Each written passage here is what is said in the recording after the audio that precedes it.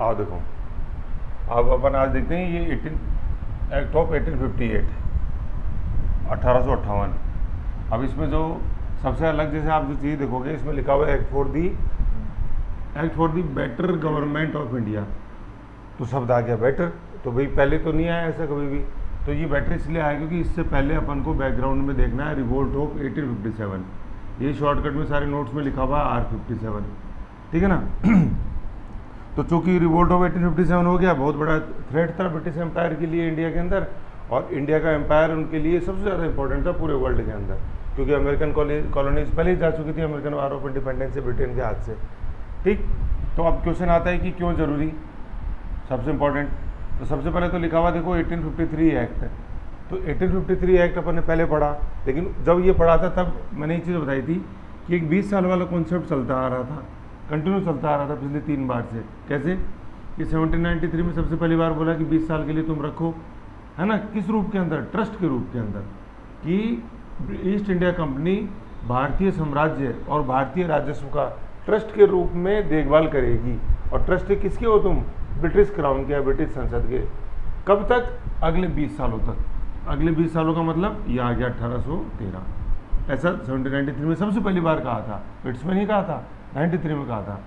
13 में भी ये बोला कि अगले 20 सालों तक तुम ट्रस्ट के रूप में संभालो इंडियन एम्पायर को, और इंडियन एम्पायर से जो रेवेन्यू हो रही है उसको, है ना। इससे पहले थोड़ा सा मैं आपको बता दूँ, 1784 में सबसे पहली बार क्या बोला गया था कि ईस्ट इंडिया कंपनी का जितना भी टेरिटरी है इंडिया के अंदर, जितनी भी रेवेन्यू वो कमाती है वहाँ से, वो सारी रेवेन्यू किसकी है, वो क्राउन की है ना। तो पिट्स में ये बोला गया था, और फिर 2020 वाला कॉन्सेप्ट 93 में आया था सबसे पहले। फिर ये 1833 तक चला। 1833 में भी ये बोला कि यार अगले 20 सालों तक तुम और ट्रस्ट के रूप में हमारा साम्राज्य संभालो। फिर ये 1853 आ गया। अब 1853 में भी अपन सोचेंगे कि सर से पहले की तरफ बोलता रहता, ऐसे 1853 में भी बोला होगा। उसमें बोला ज़रूर, लेकिन ये बोला कि तुम जब तक संसद चाहे तब तक तुम संभालो। कहने का मतलब ये 20 साल वाली बात इस 53 के एक्ट में गायब थी। तो कहने का मतलब अगर ये 20 साल होते फॉर एग्जांपल, तो ये एक्ट आता 1873 में, जब ये मतलब ये 1858 वाला। लेकिन चूंकि पहले दो चीज़ें हैं, एक तो 20 साल बोला नहीं, पहली चीज़ तो ये, और फिर दूसरी चीज़ 20 साल क्यों नहीं बोला भाई, हर साल भी तो चला आ रहा था। तो कल जैसे मैंने आपको समझाया था कि अजमेर में मेरा प्लॉट है, तो मैंने आपको हर 20 साल दिए जा रहा था, कहा जा रहा था कि ठीक है तो संभाल के रखो, तुम अच्छा काम करो, कोई दिक्कत नहीं है। लेकिन जब 1853 में अपन एग्रीमेंट करने लगे वापस, तो मुझे पहले से इनपुट आने लग गया कि यार कुछ न कुछ वहाँ गड़बड़ कर रहे हो तुम, है ना। और अजमेर वाला प्लॉट मेरे लिए बहुत इंपॉर्टेंट, उसकी लोकेशन वगैरह सारी, ऐसे ही ये इंडिया के लिए था, ठीक है ना। तो इंडिया ब्रिटिश के लिए बहुत इंपॉर्टेंट, लेकिन ब्रिटिश संसद को धीरे धीरे चीज़ें जाने लगी। जैसे 1853 वाले में मैंने आपको बताया था कि डलहौजी की जो डॉक्ट्राइन ऑफ लैब्स सिंध का अधिग्रहण हुआ, उससे पहले पंजाब का हुआ 49 के अंदर, 1849। फिर झांसी वगैरह सब, मतलब जो वेल नोन रियासतें थी वो अगेंस्ट होगी ब्रिटिश एम्पायर की। और क्लाइमैक्स अपन जैसे देखते हैं कि 1857 का रिवोल्ट, उससे पहले भी छोटे मोटे विद्रोह हो रहे थे। भैया आप सोचो ना, 1858 में नहीं कहा कि जब तक कंपनी चाहे, जब तक क्राउन चाहे, जब तक नहीं, ये तो आपने करीबन 4 साल पहले बोल दिया। मतलब रिवोल्ट तो 1857 में हुआ ना, इससे 4 साल पहले आ गया था 1853 का एक्ट। तो उसी में आपने बात करी थी कि नहीं 20 साल के लिए नहीं, कब तक, जब तक ब्रिटिश संसद या ब्रिटिश क्राउन चाहे तब तक तुम ट्रस्टी के रूप में संभाल के रखोगे। मतलब संदेह तो आपको 4 साल पहले ही हो गया था कि गड़बड़ चल रही है कुछ न कुछ, और वो इनपुट आ रहे थे, है कि नहीं है। तो 4 साल पहले अपन ने देख लिया। अब इसका समय कब आया, मतलब वो जो बारूद बिल्कुल तैयार था, बस उसमें एक चिंगारी की ज़रूरत थी, वो ब्लास्ट होएगा, और वो ब्लास्ट हो गया ये R57 के रूप के अंदर। तो ब्रिटिश संसद को बिल्कुल जो जिस चीज़ का डर था ब्रिटिश संसद को 1853 एक्ट के समय कि कुछ गड़बड़ चल रही है, वो डर सही साबित हो गया 4 साल बाद में, ठीक है। तो फिर ब्रिटिश संसद ने बोला कि अब हम पहले तो भाई पहले भी था ब्रिटिश का शासन नहीं, लेकिन अब यार बीच में जो ईस्ट इंडिया कंपनी थी ना, इसको हटाओ, और डायरेक्ट कंट्रोल किसका होगा, क्राउन का होगा। समझ गए। तो ये जो पूरी है ये 20 साल वाली चीज़ है ना, ये अपन को ध्यान में रखनी है। ये देखो आप, ये इसी बिंदु के अंदर ये लिखी हुई है 1853 के एक्ट। इसमें क्या था 53 में, मतलब 53 में, मतलब 58 से करीबन 5 साल पहले, कि जब तक क्राउन चाहे, ये उसमें लाइन लिखी हुई थी। ये लिखा हुआ ना 1853, जब मतलब जब तक, as long as crown wish या थिंक सो फार। 1853 एक्ट में यह प्रावधान था कंपनी का भारतीय प्रदेश तथा भारतीय राजस्व, दोनों चीज़ें, Indian territory and Indian revenue को क्राउन की ओर से प्रयास ट्रस्ट के रूप में रखना, ईस्ट इंडिया कंपनी रखी ट्रस्ट के रूप में, और किसी निश्चित अवधि के लिए नहीं। ये सबसे बड़ी इंपॉर्टेंट चीज़ है, किसी निश्चित अवधि के लिए नहीं, अपितु जब तक संसद या क्राउन, मतलब ब्रिटिश संसद या ब्रिटिश क्राउन, इस प्रकार क्राउन जब चाहे कंपनी से भारत का प्रशासन अपने हाथ में ले सकता था। ये सबसे इंपॉर्टेंट चीज़ है ना। जैसे मैं आपको 2-3 क्वेश्चन दिखाऊंगा नीचे अभी कि 1858 में जो संसद ने किया वो तो महज एक औपचारिकता था, जो वो करना चाहती थी वो तो पहले ही कर चुकी थी। तो देख लो, अपन ने तो 5 साल पहले ही कर दिया था कि चेतावनी दे दी थी मैं कभी भी ले लूँगी हाथ में, और सारे एक्ट ब्रिटिश संसद ही बना रही थी, रेगुलेटिंग से लेके यहाँ तक, ऐसे है ना। ये बहुत गहरी चीज़ है। मैं बता रहा हूँ, जैसे स्टूडेंट के सतही चीज़ें लिखता है कि पहले वाले कानून बनाए गए थे, ठीक है, ये 20 साल वाली चीज़ नहीं आती, जिसका आंसर में आती है वो सिलेक्शन लेके जाता है। ये मतलब नॉर्मल अपन नोट्स वगैरह पढ़ते हैं ना, जैसे इंस्टीट्यूट वगैरह में जो एक ट्रेंड चला आ रहा है, सब में चीज़ गायब है। उठा के देख लो मार्केट में, बुक्स और सेलर की दुकान पर चल जाओ, सब मिलेंगे। नेक्स्ट आता 1857 का विद्रोह हुआ, वो महाराज जैसे ब्लास्ट पहले तैयार था, ये फिर भड़का। अब देखो ये भड़का, तो देखो इसमें जैसे रानी झांसी, वेल नोन एग्जाम्पल बता रहा हूँ मैं तो आपको। झांसी को क्या परेशानी थी कि वो मेरा दत्तक पुत्र है, तो तुम उसको क्यों मेरा साम्राज्य छीन रहे हो, क्यों उस मेरे दत्तक पुत्र को मेरा वारिस नहीं मान रहे, डॉक्टर ऑफ डेलोजी। तो ये चेतावनी धीरे धीरे मिलने लगी थी ब्रिटिश एम्पायर को। जब 1853 का एक्ट चालू हो रहा था, तो धीरे धीरे क्लाइमैक्स हुआ और विस्फोट के रूप में अपने सामने आया। अब यह क्लाइमैक्स क्या लिखा था, 1857 मांग को टुकराया नहीं जा सकता था, जो पहले डी फैक्टो था वो डी जीरो भी बन गया। समझ लो, मतलब डी फैक्टो और डी जीरो एक ही सत्ता बन गई अब, जो पहले अलग अलग थी। क्या देखो समझते हैं कि 57 का विद्रोह हुआ, मांग उठ रही थी, भारतीय रियासत मांग कर रहे थे कि इंटरफेयर करे। मतलब जैसे रानी झांसी का एग्जाम्पल मैं देता हूँ, झांसी का ये मानना था कि जो मेरे से धोखा कर रहा है या मेरे को जो मेरे साम्राज्य से दूर कर रहा है वो सिर्फ ईस्ट इंडिया कंपनी है, ब्रिटिश क्राउन कभी भी मेरे को यहाँ से दूर नहीं करना चाहती। तो झांसी का तो यही कहना था कि हमको तो क्राउन से बात करना चाहते हैं, सीधा हम तुमसे बात ही नहीं करना चाहते, तुम्हारे तो स्वार्थ है, जबकि महारानी का कोई स्वार्थ नहीं है। उनको ये सब चीज़ें पता थी कि ट्रस्ट के रूप में दिया हुआ है, क्योंकि उनके पास में भी जैसे उनके जो प्रधानमंत्री होते थे वो सब इन अफेयर से परिचित रहते थे किसी न किसी रूप में, ठीक है। तो 1857-58 की घटनाओं ने इस मांग को कि व्यापारिक कंपनी को राजनीतिक शक्ति के रूप में जारी नहीं रखने दिया जाए। याद करो 1833 का चार्टर क्या था, उसमें सारे व्यापारिक अधिकार समाप्त कर दिए गए और कंपनी को महज राजनीतिक कार्य है ना, राजनीतिक, उसमें था सैनिक असैनिक, ये कार्य करेगी। असैनिक के अंदर सारे वो सिविल कार्य है, प्रशासनिक कार्य, ऐसे। तो अभी प्रशासनिक कार्य कर रही थी ना कि हमको तो ठीक है झांसी को हड़पना है, ये नहीं कि झांसी का व्यापार अपने कंट्रोल, नो, तुम तो साम्राज्य विस्तार करो, ये राजनीतिक शक्ति रूप में जारी नहीं रखना चाहिए। अब देखो आप, मतलब कितना इसके एडमिनिस्ट्रेशन में या कितनी इसके स्वार्थ के अंदर कितनी एक द्वेषता थी, कि स्वार्थ भी एक सीमा तक सही रहता है, कितना स्वार्थ है बन गया। जब व्यापारिक अधिकार तुम्हारे पास थे 13 में काटे तुम्हारे पर, फिर 33 में पूरे काटे, फिर तुम्हें जब राजनीतिक अधिकार दे दिए 33 के अंदर, वही बंगाल का गवर्नर इंडिया गवर्नर जनरल बना और राजनीतिक अधिकार दिए, तो देखो उनको भी तुमने करीबन 20 साल तक इतना दुरुपयोग कर लिया कि मजबूर हो गए अब क्राउन, ये भी तुम्हारे पाँव पर कतरने पड़ेंगे इसमें पर। तो राजनीतिक शक्ति भी हटा दी उनसे, है ना। ये तो इन चीज़ों को एनालाइज करो कि ऐसा क्यों हुआ, क्यों। झांसी का वेल नोन एग्जाम्पल है, बाकी तो डॉक्टर ऑफ लैब्स में सिंध का एक वेल नोन एग्जाम्पल है। सिंध का जो अधिग्रहण था उसके ऊपर तो ब्रिटिश की संसद में सवाल उठा था कि ऐसे क्यों किया, और उसका कारण क्या था कि सिंध का जो नवाब था उसने ब्रिटिशर से पहले से संधि कर रखी थी 1832 से ही कि तुमको चाहे जैसे सिंध नदी का तुम प्रयोग करो, रिवर इंडस का, लेकिन फिर भी अधिग्रहण किया चार्ल्स नेपियर ने। तो वो उठा, वो ब्रिटिश की संसद में सवाल विपक्षी सरकार उठाती थी वहाँ कि इससे बड़ी तो धोखाबाजी कोई हो ही नहीं सकती। फिर अवध का अधिग्रहण हुआ 1856 में कि अवध के नवाब ने जब संधि कर रखी है, हमेशा जो वो तुम्हारे सामने सरेंडर है, तो फिर क्या नौबत आ गई ऐसी। और फिर वो जो अवध का जो सैनिक था, सबसे ज़्यादा सैनिक उस समय ब्रिटिश सेना के अंदर अवध से आते थे, तो अवध के सैनिक के लिए कहते थे कि वो वर्दीधारी किसान है, मतलब वो उसका खून किसान का है, लेकिन उसने बस वो एक सिपाही की वर्दी पहन रखी है। तो वो वर्दीधारी किसान जब अपने गाँव जाता था तो उसको सूचना मिलती थी, पता चलता था, वो पिताजी बोलते थे यार तू जिसका नमक खा रहा है ना, वो ब्रिटिश ईस्ट इंडिया कंपनी वो ही आए थे और अपनी सारी ज़मीन उन्होंने हड़प ली और सारे अपने खेत खलिहानों को उजाड़ दिया और घर में आग लगा दी, और तू उस ईस्ट इंडिया कंपनी के गुणगान गाता रहता। तो वो सिपाही जो था वो अंदर से बिल्कुल आग बबूला हो गया कि नहीं, तो वो था ना किसान रूपी सिपाही, उसको तो ड्रेस ही थी भाई सिपाही की, अंदर से वो किसान था, उन सब से जड़ें हिल गई। फिर ये सवाल उठे ब्रिटेन की संसद में, क्या कर रही है सरकार वहाँ पे, साला तुमको बोला क्या था राजनीतिक शक्ति संभाल के रखो, तुमने तो आग ही लगा दी यार वहाँ पे, सब छीन लेंगे अब तुमसे। समझ गए? तो ये राजनीतिक शक्ति बनाया किससे था? जब तक आप देखो ये नहीं लिखोगे ना कि 1833 के चार्टर से राजनीतिक शक्ति बनाई गई, व्यापारिक तो खत्म किया लेकिन राजनीतिक अपन ने नया जोड़ा उसके अंदर, उसको दुरुपयोग करना चालू किया, तब ये आंसर सॉलिड बनेगा, तब वो नंबर खींचेगा धीरे धीरे सट सट। ये तो हर कोई चीज़ बोलेगा कि British empire East India company अपने अधिकारों का दुरुपयोग कर रही थी, ये तो बच्चे बच्चे को पता है यार। इन कौन से अधिकार व्यापारिक नहीं थे, खत्म कर दिए थे। राजनीतिक अधिकार जो दिए कब? 33 में दिए। तो जब ये सब लिखते हो ना राजनीतिक अधिकार ब्रैकेट में, जो उसको 1833 के एक्ट के थ्रू दिए गए थे, स्लैश लगा के लिखा सैनिक है सैनिक, तब एग्जामिनर समझता है हाँ यार ये चाहता है सिलेक्शन, ये आया नंबर लेने, ये टाइम पास करने नहीं आया था। ठीक है, तो राजनीतिक शक्ति के रूप में जारी रखना चाहिए। और मतलब यूँ है कि व्यापारिक कंपनी को राजनीतिक शक्ति के रूप में जारी नहीं रखना चाहिए, और भी शक्ति प्रदान की, मतलब इस विचार को, इन घटनाओं को, इस मांग को। ठीक है, अब इस मांग को ठुकराना संभव नहीं था। कौन सी मांग?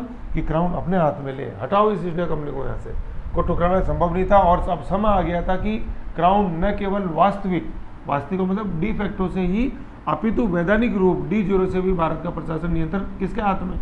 अपने हाथ में ले लेंगे स्वयं। अब देखो यहाँ ये दो चीज़ आ गई, de facto and D zero. ये डी फैक्टो तो क्या होता है? देखो वास्तविक, ठीक है ना। इसको पढ़ने के लिए एक नीचे लाइन लिखी हुई है, वो थोड़ा सा ज़्यादा नीचे लिखते लेकिन कोई बात नहीं, यहाँ लिखा हुआ है, देखो ये लिखा हुआ है कि देखो ये लिखा हुआ है एक तो वास्तविक डी फैक्टो, और यहाँ लिखा हुआ है डी यूरे। अब देखो ये क्या है कि 1600 से लेके 1858 तक वास्तविक शक्ति किसके हाथ में थी? ईस्ट इंडिया कंपनी के हाथ में थी। वास्तविक का मतलब क्या होता है कि वहाँ ग्राउंड पे आके कौन काम कर रहा था भारत में आके, वो वास्तविक होता है ना। जैसे मैं आपको बताऊँ, जैसे ये चीज़ अपन एक बहुत अच्छी तरीके से समझते हैं कि कोई सरपंच है, ठीक है ना, सरपंच है लेकिन वो फीमेल है, वो किसी गांव के सरपंच है लेकिन वो महिला, मतलब महिला सरपंच है। तो ऐसे गांव में अपन क्या देखते हैं कि जो वास्तविक जो सरपंच होता है ना, वास्तविक जो घर पे आके मतलब धरातल पे आके जो काम करता है, वो कौन होता है? वो उसका हस्बैंड होता है, ठीक है ना, मतलब मेल होता है, उसका हस्बैंड होता है वो वास्तविक। जबकि वैधानिक रूप से वो सरपंच की शपथ किसने ली, पावर किसके पास है? मतलब वैधानिक रूप से जो अपन देखते हैं डी ज्यूरे है ना, ये डी फैक्टो है। फैक्ट का मतलब फैक्चुअल रूप में क्या, और डी ज्यूरे मतलब जज मतलब कानून क्या कहता है, जस्टिस क्या कहता है। तो ये डी ज्यूरे कौन है?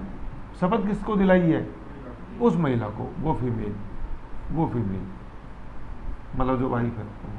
तो सरपंच के रूप में भाई, जैसे मान लो कि घर पे आए, गांव वाले आए कि सरपंच साहब ये दिक्कत है, ये दिक्कत है, तो सरपंच साहब के रूप में वो सामने बैठा हुआ किसको देख रहे हैं या किसको अपनी परिवेदना सुना रहे हैं? उसके हस्बैंड को सुना रहे हैं। और वो सरपंच का है, वो तो अंदर काम कर रही है घरेलू, जबकि कानूनी रूप से वो है। ये चीज़ है, ये चीज़ ईस्ट इंडिया कंपनी में थी।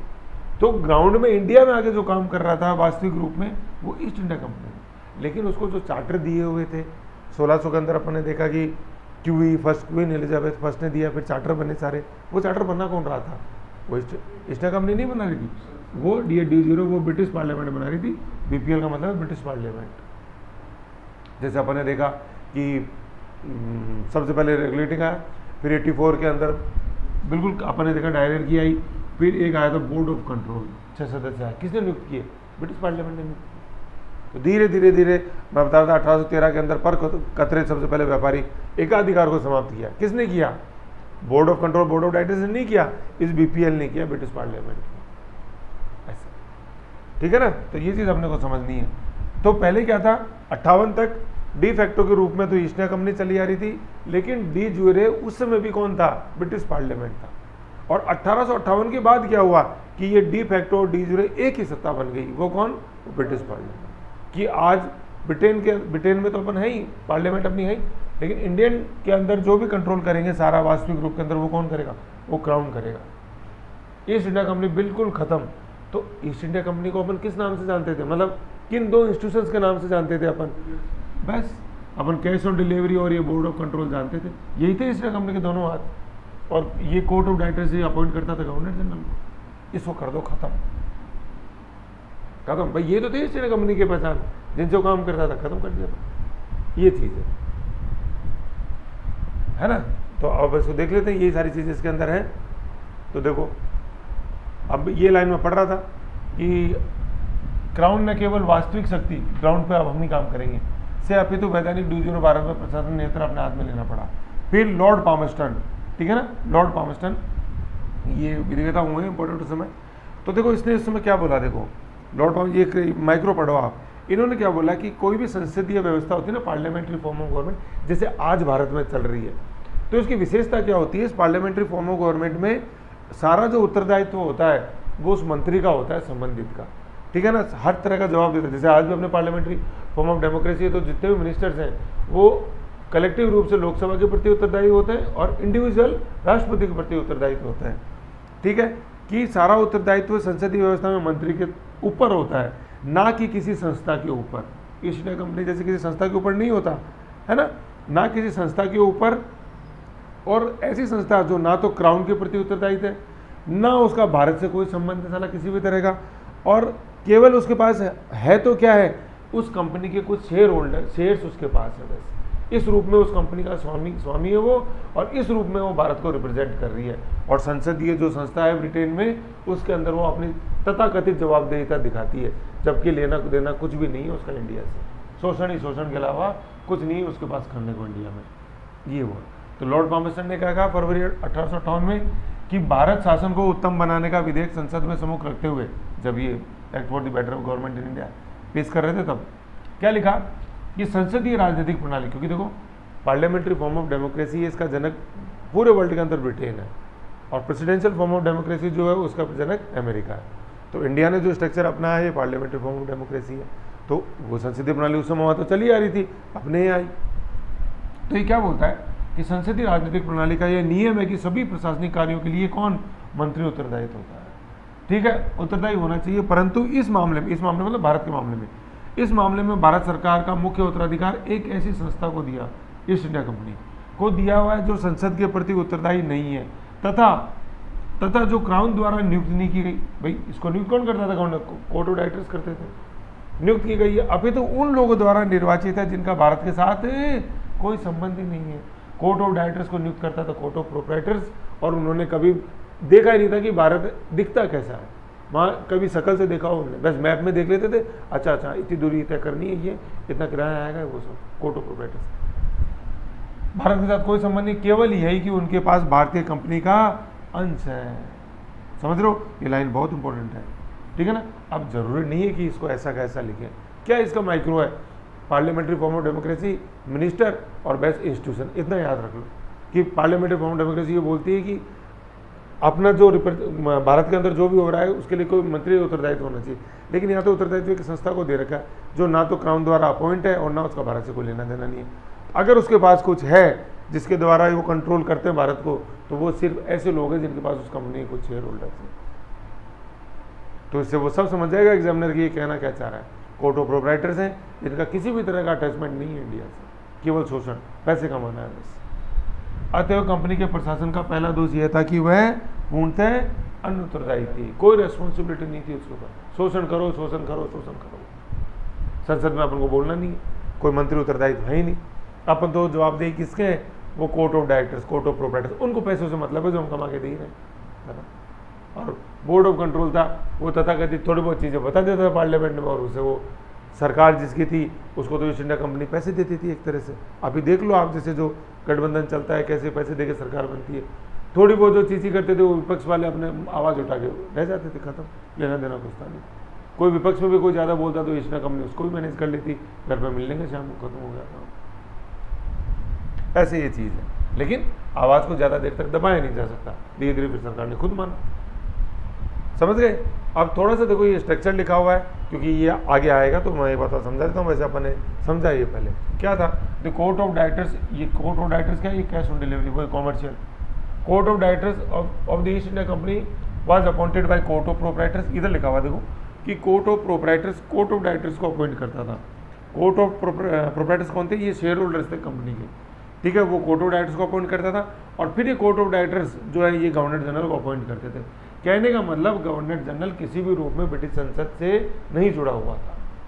अभी अपने बोला ना कि डी फैक्टो, तो डी फैक्टो था ईस्ट इंडिया कंपनी थी। ईस्ट इंडिया कंपनी को तो कंट्रोल ये कोर्ट ऑफ, एक तरह से कोर्ट ऑफ प्रोप्राइटर्स करते थे, जिनके पास केवल कुछ अंश थे उस कंपनी के, शेयर होल्डर्स थे ये।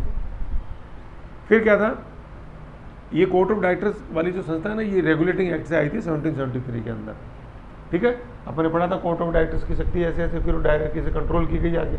लेकिन रेगुलेटिंग एक्ट जब बनाया तब ब्रिटिश गवर्नमेंट ने नहीं बनाया ये कोर्ट ऑफ डायरेक्टर्स, उन्होंने तो बनाया कि हम एक एक्ट बना रहे हैं, ठीक है। उसके अंदर अब कंपनी को लगा कि यार ये ज़्यादा कुछ अपना इनपुट नहीं देते, इससे पहले इन्होंने शर्त रख दी ईस्ट कंपनी नहीं कि हम ऐसे करके एक संस्था बना देते कोर्ट ऑफ डायरेक्टर्स, वो सारा अफेयर कंट्रोल कर लेगी इंडियन एडमिनिस्ट्रेशन का।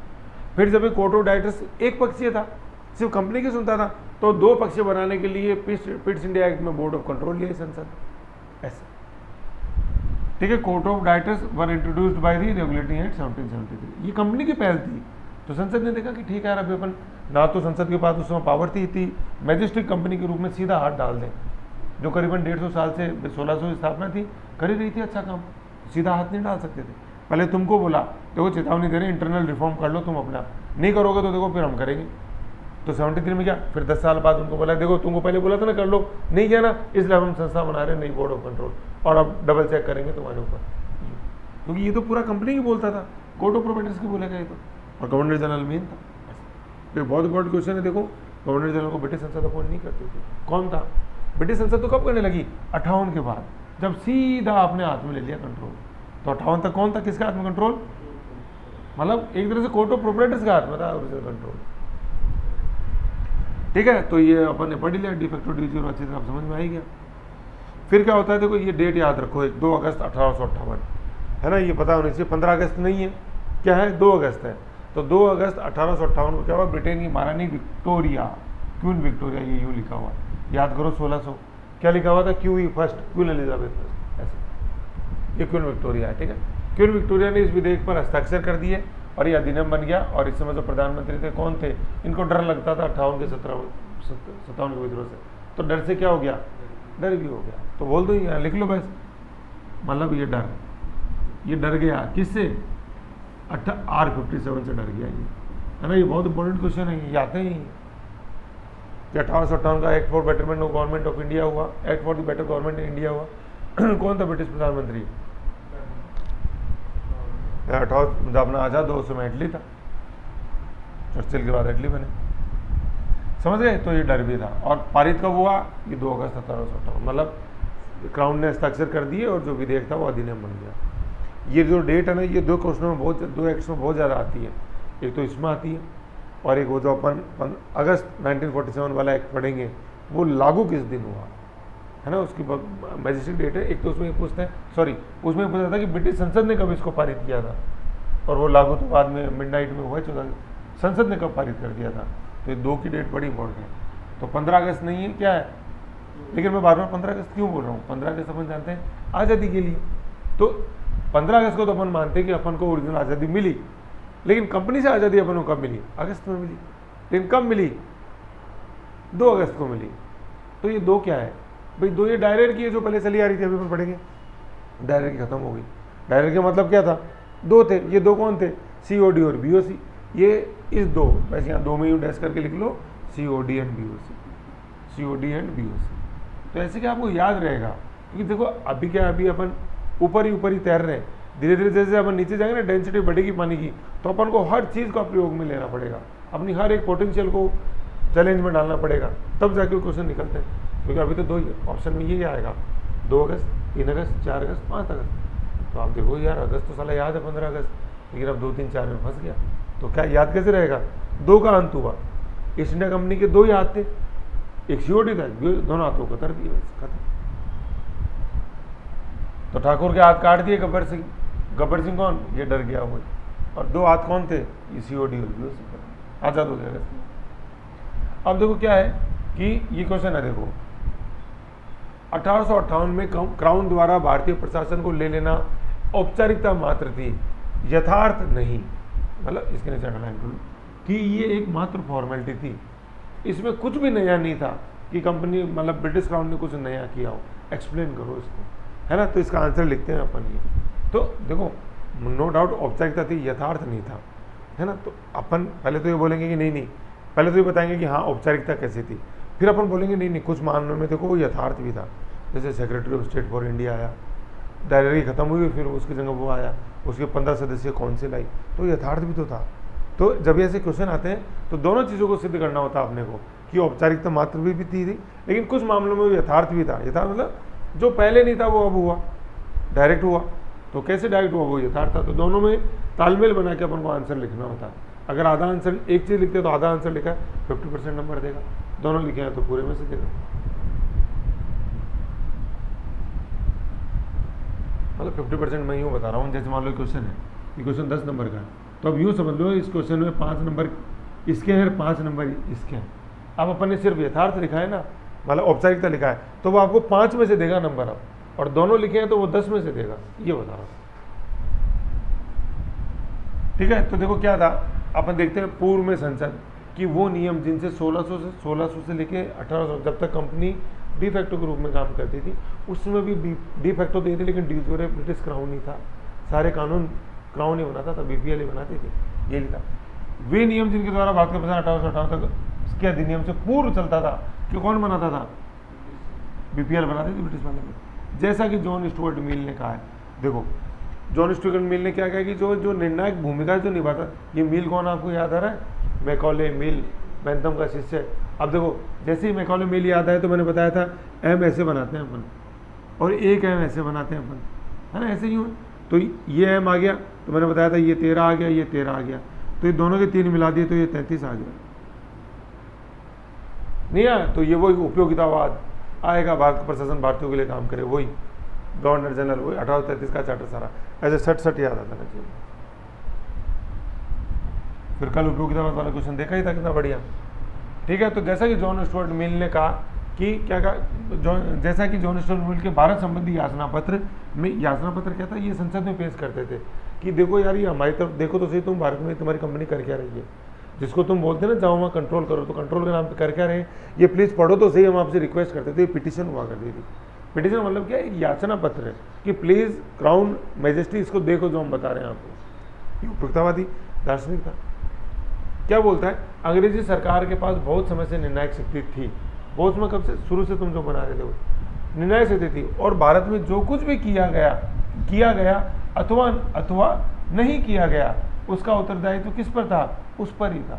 मतलब भारत में जो किया जा रहा था, मतलब जो शोषण किया जा रहा था लोगों का, और जो नहीं किया गया मतलब भारतीयों की भलाई के लिए जो काम करनी थी, क्योंकि तो उपयुक्तवादी दार्शनिक था ना, क्या था, OHW भी पढ़ा था ना, overall happiness and wellbeing of individual, सबका भला हो। तो जो किया गया, शोषण किया गया, उसके लिए बीपीएल जिम्मेदार है। जो नहीं किया गया मतलब जो भारतीयों का उत्थान करना था, भैया उसके लिए भी तुम ही जिम्मेदार हो। तो तुम अब ये क्यों बोल रहे हो कि जो पहले हम जिम्मेदार नहीं थे अब हम जिम्मेदार होंगे, गलत बात। पहले भी तुम्हारे पास शक्ति थी, क्यों, जितने भी कानून बन रहे थे वो सब तुम्हारे द्वारा बनाए गए थे। तो पलड़ा मत झाड़ो कि 1857 के विद्रोह के लिए कंपनी जिम्मेदार है, नहीं, तुम खुद जिम्मेदार हो। फिर क्या, वही वैधानिक रूप से डी जोरे ब्रिटिश पार्लियामेंट जिम्मेदार थी, कानून तुम बनाते थे यार, तुमने दी थी उसको 20 साल की एक्सटेंशन, और खुद कहते थे कि तुम ट्रस्टी हो हमारे साम्राज्य के, तो तुम्हारी मर्जी से कर रहा था वो जो भी कर रहा था, फिर क्यों मना कर रहे हो, ये चीज़ है। फिर दूसरा कि 1773 के रेगुलेटिंग एक्ट है ना, देखो ये यहाँ है, ऐसे लिखा हुआ है, ये डाई बोर्ड ऑफ डायरेक्टर्स है, इसकी शक्ति में निरंतर कमी की गई एक कानूनों की लड़ी के द्वारा। कानूनों की लड़ी कैसे कि 73 से चालू होकर 53 तक की कानूनों की लड़ी आई, और कंटिन्यू अपन देखते हैं कि कोर्ट ऑफ डायरेक्टर्स की शक्ति हमेशा कम होती चली गई। रेगुलेटिंग एक्ट से देख लो ना, सबसे पहले कोर्ट ऑफ डायरेक्टर बना, देखा 1773 में बना, 1784 के अंदर पिट्स आया, कोर्ट ऑफ डायरेक्टर्स को कंट्रोल करने के लिए अपन बोर्ड ऑफ कंट्रोल ले आए, और अपन ने डायरेक्टरी की शुरुआत कर दी कि नहीं कर दी। फिर 1813 का चार्टर आया, तो ये देखो इसमें एकाधिकार को समाप्त कर दिया, मोनोपोली को, नहीं सब करेंगे व्यापार, 2 में बनाए रखा, चाय में और अफीम में, मतलब तंबाकू में, उसको भी हमने कतर दिया 33 में, कतर दिया ना, कि बिल्कुल मोनोपोली खत्म कर दी और तुमसे पॉलिटिकल काम करोगे, ऐसा नहीं कैसे नहीं। चलो साहब बहुत बढ़िया। 1853 के अंदर आया कि नहीं यार देखो हर साल 20 साल के लिए तुमको देते थे, अब नहीं देंगे 20 साल, कब तक, जब तक संसद चाहे जब तक तुम रख लो। तो देखो इनकी शक्ति कमी करते गए ना हमेशा। तो ये कोर्ट ऑफ डायरेक्टर्स, तो ये अब ये क्वेश्चन उसका आंसर है कि ईस्ट इंडिया कंपनी तो मर तो बहुत पहले ही चुकी थी, हमने उसकी खाल को जिंदा रखा हुआ था, वो खाल यही था बस, ये बोर्ड ऑफ कंट्रोल और कोर्ट ऑफ डायरेक्टर्स और बोर्ड ऑफ कंट्रोल, इसको भी खत्म कर देंगे हम। ठीक है, तो ऐसे अपन ने समय पे देखा ही इस चीज़ को। ये चीज़ यहाँ लिखी हुई है कि क्या 73 के रेगुलेटिंग एक्ट से आरंभ करके कानूनों की एक लड़ी के द्वारा 84, 93 में सबसे 93 क्यों लिखा गया, सबसे पहली बार 20 साल वाली बात इसी के अंदर आई थी। 1793, 1813, 13, 33, 53 डायरेक्टर की शक्ति में कमी होती चली गई और केवल नाम मात्र की रह गई थी। लेकिन देखो उस नाम में इतनी ताकत थी कि वो सिर्फ तुम हम थोड़ी सी पावर दे रहे हो ना, तुम तो बस इतना ही कह दो 20 साल के लिए हम संभाल लेंगे 20 साल के, तुम टेंशन ही मत करो। अब देखो किस परिस्थिति पे लाके खड़ा कर दिया था कि 1857 का विद्रोह झेलना पड़ा, संसद को भी झेलना पड़ा एक तरह से। फिर क्या है ये लिखा हुआ 1333 कंपनी के प्रदेश, पहले ही कह दिया था कंपनी के प्रदेश का क्राउन संप्रभु है। 53 में ये बोल दिया अपन अब ट्रस्ट के रूप में चलाओ जब तक हम चाहें।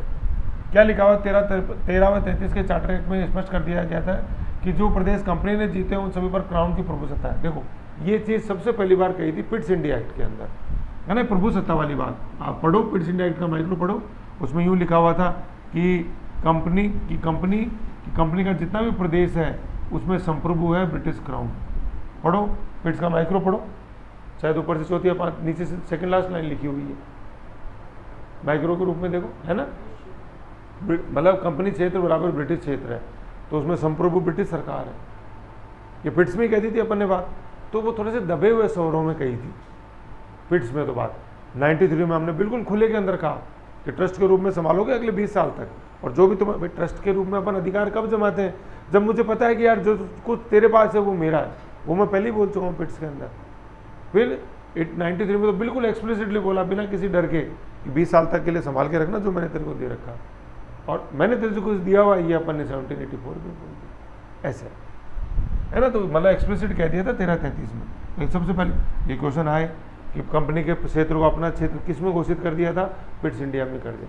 ट्रस्ट के रूप में 20 साल के लिए चलाना कब से चालू किया, 1793, और 20 साल का एक्सटेंशन नहीं दिया गया किस एक्ट में, 58 के एक्ट में नहीं, 53 के एक्ट में दिया। 20 साल का ही नहीं लिखा हुआ उसमें जब तक। और 58 आंसर कब होता है कि क्राउन का शासन, कंपनी का शासन बिल्कुल खत्म करके डायरेक्ट कंट्रोल ब्रिटिश क्राउन ने अपने हाथ में ले लिया। डायरेक्ट शब्द आने का आंसर होता है क्या, 58। तो क्या था 33 के चार्टर के एक्ट के से स्पष्ट कर दिया गया था कि जो प्रदेश कंपनी के जीते थे उन सभी पर क्राउन की प्रभु सत्ता है।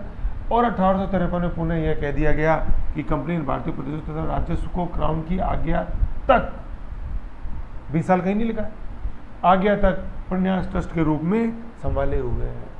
भैया आप गलतफहमी नहीं होनी चाहिए कि अगले 20 साल नहीं, जब तक सही काम करोगे तब तक, मतलब संसद चाहे जब तक, वर्ड संसद आएगा।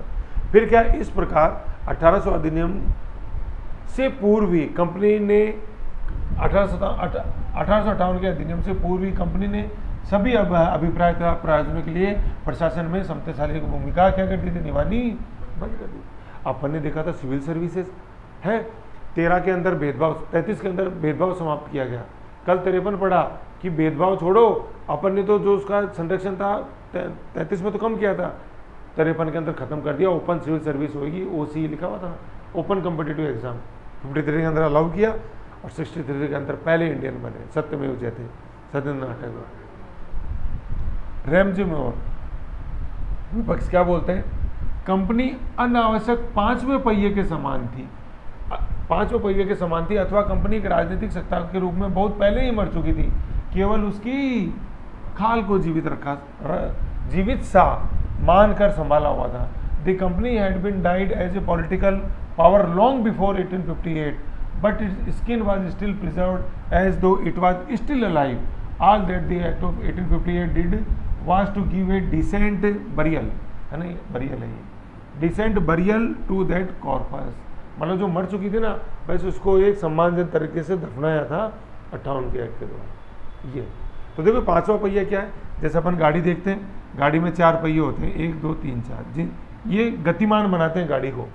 लेकिन एक पहिया और होता है जो स्टेपनी के रूप में पीछे लगा रहता है, जिसका उपयोग नज़र ही नहीं आता, है ना, मतलब एक तरह से यूजलेस होता है व्हील। तो इसने यही कहा कि कंपनी अनावश्यक 5वें पहिए के संबंध की कोई जरूरत ही नहीं थी, बगैर इसके भी गाड़ी चल सकती है, बगैर स्टेपनी के भी। तो ये अनावश्यक 5वां व्हील था जिसकी कोई ज़रूरत नहीं थी, ठीक है। ये चारों व्हील आज से ब्रिटिश पार्लियामेंट बन जाएगी और ये काम चलाएगी, कोई दिक्कत ही नहीं, ठीक है। और फिर ये सेकेंड स्टेटमेंट ये खाल वाला है, तो बहुत पहले ही मर चुकी थी, उसमें सब ये आएगा। पिट्स में ही डायलर के लिए आए थे अपन, पिट्स में कह दिया था प्रदेश हमारे हैं, 13 में एकाधिकार खत्म, 33 में वो खत्म, 53 में सारा खत्म, मतलब 33 में सारा खत्म, और 53 में सिविल सर्विस वाला भी था, ओपन सर्विस एग्जाम लाया और खत्म। और सबसे बड़ी चीज़ जो 53 में कही थी, 20 साल के लिए नहीं, जब तक हम चाहें तब खत्म। ठीक है, तो ये देखो, ये स्टेटमेंट अपन को अब खोलने आनी थी जब आंसर लिखो, तो बिल्कुल क्लियर कट लिखो हर चीज़ के बारे में। फिर क्या देखो, अब देखो यहाँ थोड़ा सा है ना, एक चीज़ थोड़ी अलग है, ये जो अपन पढ़ रहे हैं, ये क्या चीज़ ये कहती है कि जैसे देखो मैं आपको बताऊँ, जैसे फॉर में एग्जाम्पल मैं आपको बताऊँ कि यार आप है ना एक सोने का हार खरीद के लाओ, और अपन वो सोने का हार खरीद के भी लिया। अब सोने का हार अपन ने बड़े चाव से खरीदा था कि यार ठीक है इसको रोज़ अपन पहनेंगे, ठीक है ये मेरी शोभा बनेगा, मैं इसकी शोभा बनूंगा, बहुत संभाल के इसको रखेंगे, ऐसे सोच के खरीदते हैं अपन बहुत महंगी चीज़।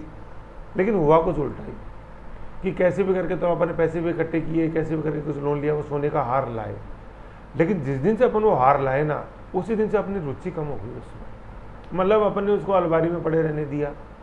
कभी अपन ने नहीं सोचा कि यार चलो उसको किसी फंक्शन में पहन के जाए, चलो कभी कभी उसको देख ही लें अपन, कभी ऐसा नहीं हुआ। मतलब वो अपनी सिर्फ अलमारी की शोभा बन के रह गया। ना तो अपने मन में कभी आया कि यार अपन उसको कभी देख तो नहीं, ना कभी अपने ऊपर ऐसी मजबूरी आई कि यार उसको कभी मैं, जैसे मजबूरी मतलब किसी ने अपने को नहीं बोला कि यार वो तूने लोन लिया था, इतना महंगा लिया, उसको कुछ पहन तो लो। मतलब ना तो मेरी इच्छा हुई और ना मेरे पे कोई दबाव पड़ा कि मैं उस हार को निकाल के पहनूं या किसी को दिखाऊं। ऐसा ही कुछ कुछ यहाँ है कि जिस हार की बात अपन कर रहे हैं ना, वो हार था भारत का साम्राज्य जो ब्रिटेन को मिला, और जिसको उसने खरीदा था वो थी ब्रिटेन की संसद। तो ब्रिटेन की संसद को हार मिला है भारत, लेकिन उस हार के प्रति जो उसने लड़ाई लड़ रही थी, कब से लड़ रही थी, शुरू से हाथ पांव मार रही थी। बना है ना भाई, 1600 का तो दिया, लेकिन रेगुलेटिंग में कोर्ट ऑफ डायरेक्टर्स बनवाया, फिर बोर्ड ऑफ कंट्रोल खुद बनाया, और फिर धीरे धीरे पर कतरे कि नहीं मुझे भारत का साम्राज्य मिले, नहीं मुझे मिले। इतनी परेशान हुई, विपक्ष की आलोचना ही सही, और फिर अंत में 1858 से अपना कंट्रोल अपने हाथ में लिया भारत का। मतलब वो हार खरीद लिया। अब कहानी होती है इससे आगे की चालू कि उस हार को मैं रोज़ पहनूंगा, रोज़ दिखाऊंगा, ऐसा नहीं है। मतलब ब्रिटेन की संसद का जो मोह था ना भारत के प्रति, वो उस पहले दिन से कम होने लग गया जिस दिन से उसने उसको पाया था। ऐसा क्यों हुआ, है ना? वही कि जो हार तुमने खरीदा था, उस हार का मोह पहले दिन से कम होने लग गया तुम्हारे लिए। ऐसा क्यों? तो कितनी विरोधाभासी चीज़ें देखो, बिल्कुल एक असंभव सी चीज़ लगती है यार, जिसके लिए तुम इतना लड़े, उसी में तुम्हारी कोई रुचि नहीं है। तो कुछ तो मजबूरियाँ रही होंगी। वो मजबूरी क्या थी, ये क्वेश्चन है ना, वो अपन को लिखना उसका आंसर। तो ये है देखो, क्योंकि देखो अब इस क्वेश्चन का आंसर आप देख लो कि बगैर जाने समझे, बगैर पढ़े अपन इसका आंसर लिख ही नहीं सकते। भाई कैसे सिद्ध कर दोगे यार रुचि नहीं थी? पूरे एक्ट आए इसके बाद 9, 19, 35, और अपन देखें फ्रीडम स्ट्रगल को चलने का हर एक प्रयास किया इसने। ऐसे कैसे कर दो कि रुचि नहीं थी? लेकिन कुछ मायनों में नहीं थी।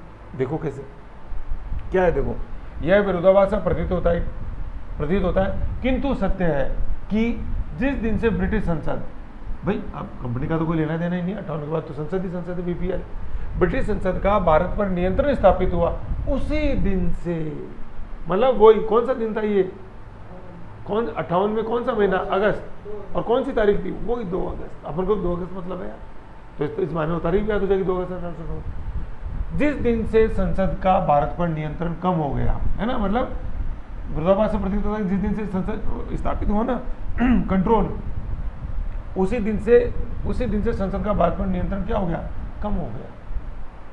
करने तो क्या सोचे थे, कर क्या, है ना। अब अपन इसको सिद्ध करेंगे कैसे, क्योंकि क्या है, संसद ने वह प्राप्त कर लिया जो वह चाहती थी, है ना।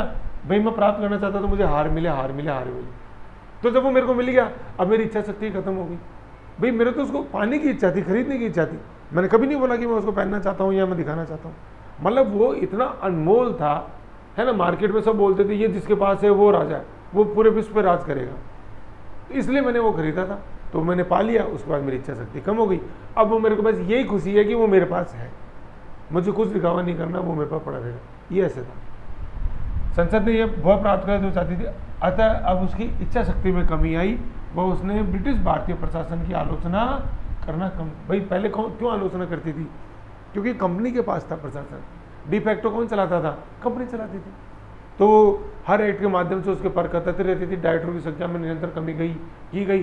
कानूनों की एक लड़ी के द्वारा आई थी वो लड़ी 84 से 53 तक। तब तक हमारे पास नहीं था भारत, अब मिल गया, अब तो हमारा ये कोई दिक्कत ही नहीं है। तो आलोचना अब उसको करनी नहीं थी। पहले आलोचना इसलिए करनी थी क्योंकि मुझे पाना है, अब हमने पा लिया, खत्म। दूसरा क्या है ये एसओएस है कि secretary of state for India, जो एक्ट के द्वारा बनेगा, अभी आगे देखेंगे। ये मोर एफिशिएंट था, more efficient then British, more efficient then board of control. कैसे एफिशिएंट कि इलेक्ट्रिक टेलीग्राम आ गया 1853 के द्वारा भारत में चालू हो गई थी व्यवस्था। मतलब यहाँ लिख लो आप 1853 बड़ा इंपॉर्टेंट ईयर है। ये टेलीग्राफ भी आया था और रेलवे भी सबसे पहले यहीं चली थी, बॉम्बे से ठाणे 1853 में। ठीक है, तो 1853 एक्ट के द्वारा ही आया, तो इसके द्वारा रेलवे, टेलीग्राफ। ठीक है, तो भाई टेलीग्राम से तो क्या हुआ कि पहले कागज़ से संदेश जाया करते थे। जैसे मान लो भारत के अंदर कुछ सूचना जानी, तो वो कागज़ जाएगा शिप के थ्रू, और शिप ऑन एन एवरेज उस समय लेता था करीबन 10 से 13 दिन, जो बॉम्बे से जाएगा और लंदन के अंदर लैंड करेगा। मिनिमम थे 13 दिन तो, ठीक है, उस समय एवरेज टाइम जो लगता था। अब टेलीग्राम आ गया, तो टेलीग्राम से भारत में संदेश पहुंचे, ब्रिटेन में और पहुंचाए जा सकते थे अंडर वाटर सी केबल्स के थ्रू। इलेक्ट्रिक टेलीग्राम आया, इनसे क्विक डिसीजन हो सकता था, है ना। मतलब अपन ये बता रहे हैं कि बोर्ड ऑफ कंट्रोल से ज़्यादा एफिशिएंट कैसे था सेक्रेटरी ऑफ स्टेट में, तो टेलीग्राम आता था, फट वो डिसीजन ले लेता था। तो कहने का मतलब lesser chances for British parliament to interfere, parliament को जरूरत ही नहीं पड़ती थी, फट पता चल गया, इसको डिसीजन ले लिया।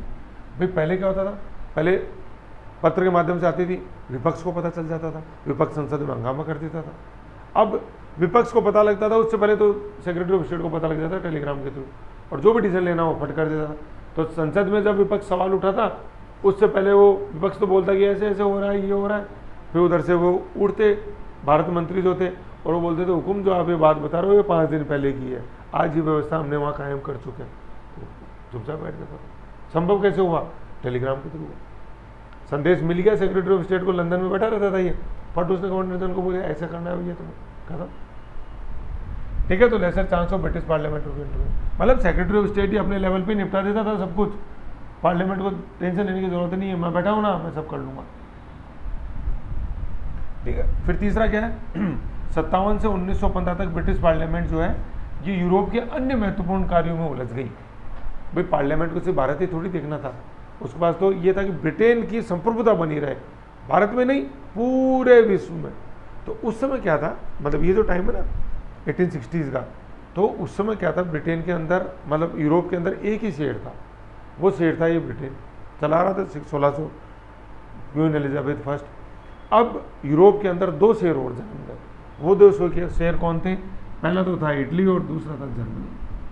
ठीक है, ये तो जर्मनी के अंदर यह नाम लिख लो, बिस्मार्क, बिस्मार्क, मतलब जैसे अपन वल्लभ भाई पटेल को बोलते हैं इंडियन बिस्मार्क। ठीक है, और इटली के अंदर वैसे जैसे खूब ज़्यादा लीडर्स हुए, लेकिन इनके अंदर सबसे इंपॉर्टेंट हुआ है वो था गैरीबाल्डी, गैरीबाल्डी, मतलब मेजनी और गैरीबाल्डी 2 थे, मेजनी पहले था, मेजनी और गैरीबाल्डी। ठीक है, तो 1860 के अंदर इन दोनों का एकीकरण पूरा हो गया था, इटली का और जर्मनी का। इटली का कराया था गैरीबाल्डी ने, मतलब मेजनी और गैरीबाल्डी 2 थे, और जर्मनी का कराया था बिस्मार्क ने। अब देखो आपने जर्मनी का नाम अपन जैसे देखते हैं तो हिटलर का नाम आता, हिटलर अब इससे आगे बनेगा, जो बिस्मार्क ने विरासत दी ना जर्मनी में, उसको आगे बढ़ाएगा हिटलर। तो ये तो है 1860s की बात, बिस्मार्क की बात है ना। और हिटलर जो करेगा वो है फर्स्ट वर्ल्ड वार की बात। हिटलर का जो क्लाइमेक्स है वो ये है 1435, मतलब फर्स्ट वर्ल्ड वार के बाद जन्म होता है उसका। फर्स्ट वर्ल्ड वार तक ये बिस्मार्क ही था, वहाँ का प्रधान चांसलर जर्मनी का। तो इसने एकीकरण पूरा किया था। एकीकरण का मतलब क्या होता है अपन से जानते ही हैं, तो भारत के संदर्भ में तो जानते ही हो, 47 हुआ तो 562 रियासत थी, उनका एकीकरण किया था वल्लभ भाई पटेल ने। तो वल्लभ भाई पटेल को बोलते हैं इंडियन बिस्मार्क, क्योंकि बिस्मार्क जर्मनी के एकीकरण का है, हिटलर नहीं है कि यहाँ से जो हिटलर के बचपन का नाम था बिस्मार्क, नहीं, लेकिन हिटलर ने जो विरासत ने में बिस्मार्क ने दिया था, हिटलर ने उसी को आगे बढ़ाया था। ठीक है, तो अब ये 2 शेर पैदा और हो गए यूरोप में, मतलब अपन आपस से जानते हैं एक म्यान में कितनी तलवार रह सकती है, एक। अब ये एक म्यान के लिए कितनी तलवारें और टोटल तलवार कितनी हो गई? 3। सबसे पहले ब्रिटेन, दूसरी ये इटली और तीसरी जर्मनी। समझ गए? तो अब भारतीय प्रशासन पर ध्यान देना कम हो गया है ना। तो अब कहने का मतलब क्या हुआ, इसको नटसेल में अपन बोले, देखो ना तो उसके पास समय रहा, क्यों बिजी कहाँ हो गया? यूरोप में। मतलब ये इटली और जर्मनी जब आए, नेवल शक्ति पावर बन के उभरे, तब से ब्रिटेन को लगने लग गया कि अपना सूर्य अब धीरे धीरे अस्त होएगा। मतलब वो ब्रिटेन जिसके लिए कहा जाता है कि ब्रिटेन के साम्राज्य में कभी सूर्यास्त नहीं होता। कारण क्या है कि इसकी कॉलोनी इधर जापान के तट पे भी थी और फार ईस्ट या फार वेस्ट यूँ कह लो अपने अमेरिका के अंदर भी थी। तो एक पृथ्वी के एक कोने में जब रात हो रही होती थी तो एक कोने में दिन हो रहा होता था, तो वो दोनों प्रदेश ब्रिटेन के पास थे, तो कभी सूर्यास्त होता ही नहीं था उस साम्राज्य में। अब वो सूर्यास्त धीरे धीरे होने का समय आ गया है, 2 शेर और पैदा हो गए। तो ना तो अब ब्रिटेन के पास समय बचा और ना ही उसके पास इतनी इच्छा शक्ति बची कि मैं भारत में जाके इंटरफेयर करूं। क्यों इच्छा शक्ति नहीं बची? मैंने पा लिया यार जो मैं चाहता था, आज उसको संभाल के रखा हुआ है किसने? इस सेक्रेटरी ऑफ स्टेट ने। मुझे चिंता ही नहीं है। समझ गए? तो ये उस क्वेश्चन का आंसर है कि जिस दिन से मिली उसी दिन से कम हो गया, ऐसे कम हो गया। तो इसमें ये 2 चीज़ें देखो, पहला लिखा हुआ प्राप्त कर लिया, सेक्रेटरी ऑफ स्टेट एफिशिएंट हुआ बोर्ड ऑफ कंट्रोल से। किस मामले? ऐसा नहीं कि ज़्यादा पढ़ा लिखा था, सुविधाएं मिल गई इसको। आज मान लो आज के टाइम में होता व्हाट्सएप पे मिल गया, उसको टेलीग्राम करने की जरूरत नहीं है और एफिशिएंट हो गया, मेल आ गया और वीडियो और आ गया। ये तो सिर्फ मोर्स कोड भेजता था, ये तो जिसे कोड डिकोड में भी टाइम लगता था। आज तो कुछ हो, मान लो आज होती है कंपनी, वीडियो बना के भेज दिया सट, उसे फट देख लिया, कोई जरूरत ही नहीं ऐसे। और तीसरा ये यूरोप। फिर चौथा बिंदु क्या है? Civil services. तो सिविल सर्विस देखो, स्टील फ्रेम आया, सारा अपन बोलते हैं ये इस्पात की चौखट थी ब्रिटिश साम्राज्य की, तो 53 के अंदर आया, फिर 63 के अंदर पहले इंडियन आए।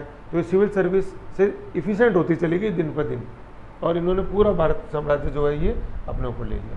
भाई सेक्रेटरी ऑफ स्टेट तो इंडिया में थोड़ी बैठता था, तो इंग्लैंड में बैठता था, ब्रिटिश कैबिनेट का सदस्य था ये। और इंडिया में तो कौन संभालते थे? सिविल सर्वेंट संभाल, मतलब वही जो ईस्ट इंडिया कंपनी के नुमाइंदे थे सारी। भाई इनको पहले कोर्ट ऑफ डायरेक्टर्स नियुक्त करता था, खत्म कर दिया हमने 53 में, OC हो गया, ओपन कॉम्पिटेटिव एग्जाम।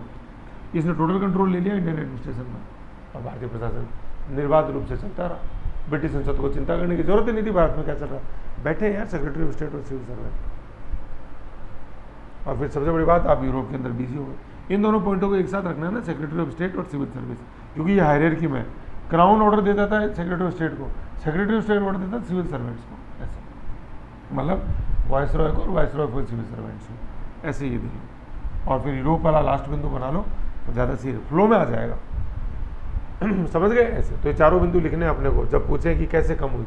फिर एक मैं बता रहा था इसका दूसरा पार्ट और कि नहीं ब्रिटिश संसद को बहुत कुछ करना पड़ा, उसमें वो एक्ट आते हैं फिर बने ना 9/19/35 और 47 के। और फिर समय समय अपन भेजेंगे, जैसे कमीशन आए हैं, साइमन कमीशन आया, पड़ा है, राउंड टेबल कॉन्फ्रेंस हुई है, तीनों 30, 31, 32 उनमें आपने काम किया ना, ऐसे थोड़ी नहीं किया, तो थी तो सही। और ये इसका पार्ट भी मैं बता रहा था ना कि औपचारिकता ही थी, यथार्थ नहीं था। तो यथार्थ अभी अपन पढ़ेंगे। यथार्थ के नीचे लिख लो एक्ट ऑफ 1858। यहाँ लिखा हुआ ना कि औपचारिकता थी, तो औपचारिकता तो मैंने बता दिया कि यार औपचारिकता ऐसे थी। और यथार्थ कैसे था कि नहीं, कुछ प्रैक्टिकल भी था इसके अंदर। तो यथार्थ में क्या लिखेंगे अपन कि एक्ट ऑफ 1858 की जितनी भी बातें हैं वो सारी यथार्थ है, क्योंकि वो चीज़ें नहीं थी, वो प्रैक्टिकल थी। आप कैसे करोगे वो औपचारिकता है? नहीं, प्रैक्टिकल सेक्रेटरी ऑफ स्टेट से पहले नहीं था। जितना भी 58 की प्रोविजन से सारे यथार्थ है। समझ गए? तो अब ये 58 के अंदर जितना भी आएगा वो सारा का सारा क्या यथार्थ है, ये सारे इसके प्रोविजन है। ये आ रहा है secretary of state for India बना।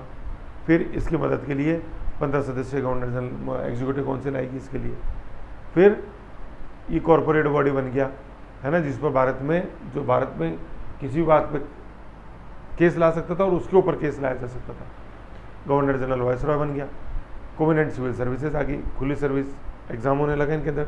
जो 53 में था ना, वो उसको बिल्कुल बड़े पैमाने पे अपन ने चालू कर दिया। ये था 58 का एक्ट।